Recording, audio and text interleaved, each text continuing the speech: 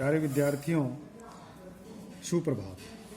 आज हम प्रश्नावली 2.5 का अध्ययन करेंगे, जिसमें विशेष रूप से दशमलव संख्याओं की तुलना के बारे में बताया गया है कि किस प्रकार से हम दशमलव संख्याओं की तुलना कर सकते हैं।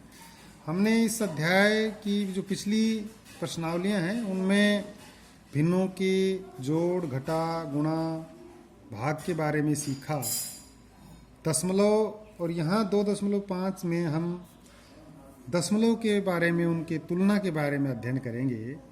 आपने कक्षा 6 में अध्याय 7 में भिन्न की विभिन्न संक्रियाओं के बारे में ज्ञान प्राप्त किया और अध्याय 8 में आपने दशमलव संख्याओं की आधारभूत जानकारी के बारे में अध्ययन किया था। आशा है कि आपको वो बातें याद होंगी। फिर भी एक पुनरावृत्ति के लिए मैं आपको बताना चाहूँगा कि जिस प्रकार से अध्याय 8 में आपने दशमलव संख्याओं के प्रसारित संकेतन में लिखना सीखा था, एक बार इस प्रश्नावली को शुरू करने से पहले हम वहीं अध्याय 8 कक्षा 6 के प्रसारित संकेतन के बारे में जाएं कि कोई भी यदि संख्या हम लिखते हैं यहाँ पर 7.5, क्योंकि उससे पहले आप 7.5 को भिन्न के रूप में हमने लिखा था 7वें अध्याय में 6ठी कक्षा में 7 सही 5/10, यानी कि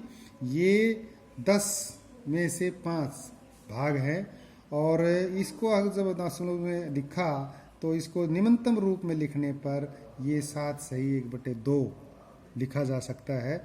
और ये एक मिश्रित भिन्न है, इसके बारे में भी आशा है कि आप सभी को पता है, आप सभी अच्छी प्रकार से जानते हैं।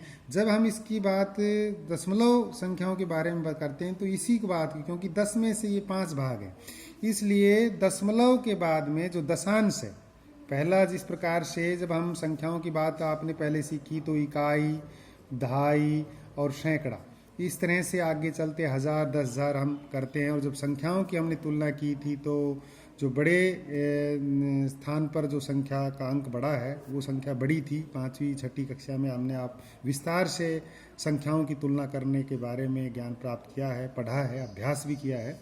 और यहाँ पर हम बात करते हैं, जब दशमलव की बात करते हैं तो यहाँ दशमलव के बाद 5 है तो ये इसका मतलब है दशांश, यानी कि 10वां हिस्सा। यहाँ पर 5/10, 10 में से 5, यानी कि 10वां हिस्सा ये दशांश है।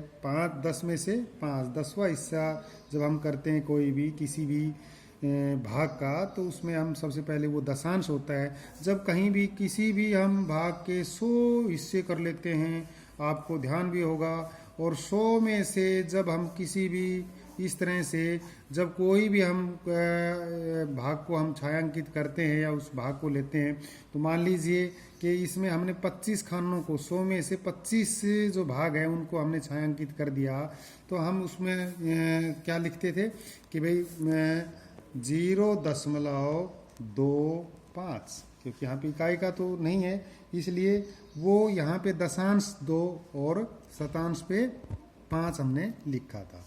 तो अब प्रसारित संकेतन में भी जब हमने लिखा तो हमने जो किसी भी संख्या का जब प्रसारित संकेतन किया तो 6ठी कक्षा में हमने सीखा तो 23.5 का जब प्रसारित संकेतन हम करते थे, तो यहाँ पर हम प्रसारित संकेतन में क्योंकि 3 इकाई के स्थान पर 2 दहाई के स्थान पर है, तो हमने प्रसारित संकेतन में लिखा कि भाई 2 को 10 से गुणा करना, क्योंकि दहाई के स्थान पर है, जमा 3 इकाई के स्थान पर है, और जमा 5 दशांश के स्थान पर है, इसलिए 5 को 10 से भाग करना। इसी प्रकार से अगर मान लीजिए यही संख्या दूसरी संख्या भी हम लिख सकते थे कि 52.75 है, तो हम इसको प्रसारित संकेतन में जब लिखेंगे तो 5 × 10 जमा 2 × 1 जमा 7 दशांश पे 7/10 जमा 5 शतांश पे है तो 5/100। और इस प्रकार से हम इसको सरल रूप में जब करते हैं तो 50 जमा 2 जमा 7/10 जमा 5/100। इस प्रकार से ये चीज़ें हमने छठी कक्षा की जो बातें थी उनकी पुनरावृत्ति यहाँ पे की है। अब हम बात करते हैं कि प्रश्नावली 2.5 के पहले प्रश्न की, जिसमें जो 2 दशमलव संख्याओं की तुलना के बारे में पूछा गया है।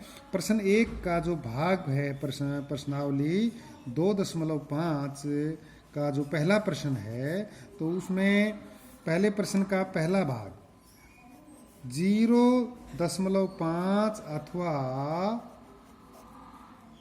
0.05 इनकी हमने तुलना करनी है। ये बताना है कि कौन सा जो संख्या है वो बड़ी है।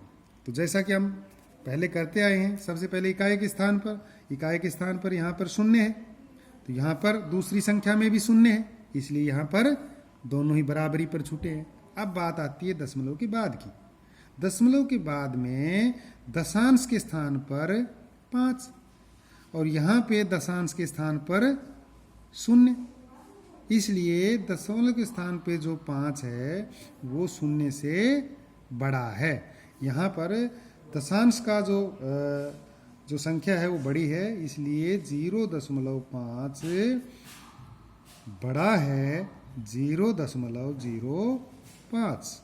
अब यहाँ पे आपको निशान के बारे में भी पता होगा कि ये जो हम जब निशान की बात करते हैं तो जो खुला भाग होता है वो बड़ी संख्या की तरफ करते हैं, और इस निशान के इस चिन्ह का जो शीर्ष होता है बंद भाग, उसको हम छोटी संख्या की तरफ करते हैं। यहाँ पर अगले प्रश्न के, आशा है कि आप समझे होंगे, फिर भी हम अगले प्रश्न को और अच्छी प्रकार से समझते हैं। और अगला प्रश्न है 0.7 अथवा 0.5। यहाँ पे 0.7, यहाँ पे दोनों ही संख्याओं की जब हम तुलना करते हैं तो इकाई के स्थान पर 0, इकाई के स्थान पर 0। यहाँ पर दोनों ही संख्याओं में मामला बराबरी का है इकाई के स्थान पर। अब बात आती है दशमलव के बाद। दशमलव के बाद में जो दशांश है, दशांश पर यहाँ 7 है, और यहाँ दशमलव के बाद में दशांश पे कितना है, 5 है। बहुत ही आसान बात है कि 7 जो संख्या है वो 5 से बड़ी है, इसलिए इसको हम लिख सकते हैं 0.7 बड़ा है 0.5। और इसी प्रकार से अगले प्रश्न की जब हम हल करेंगे तो आपको और अच्छी प्रकार से स्पष्ट हो जाएगा। यहाँ पे है 7 अथवा 0.7। यहाँ पर बात करते हैं 7 इकाई का है, चूंकि इसके पीछे इसके साथ दशमलव नहीं है, लेकिन इसको समझने के लिए दशमलव नहीं है तो दशमलव के बाद इसका कोई भाग नहीं है, हम लिख सकते हैं 7.0 भी लिख सकते हैं इसको, तब भी ये 7 ही बोला जाएगा। इसकी जो वैल्यू है, इसका जो मूल्य है वो 7 ही रहेगा। और इसमें हम 0.7 सबसे पहले तुलना करेंगे पूर्ण भागों की, इकाई के स्थान में। इकाई पर यहाँ 7 है, यहाँ 0 है, इसलिए स्पष्ट हो जाता है प्रथम दृष्टया ही कि 7 संख्या 0.7 से बड़ी है।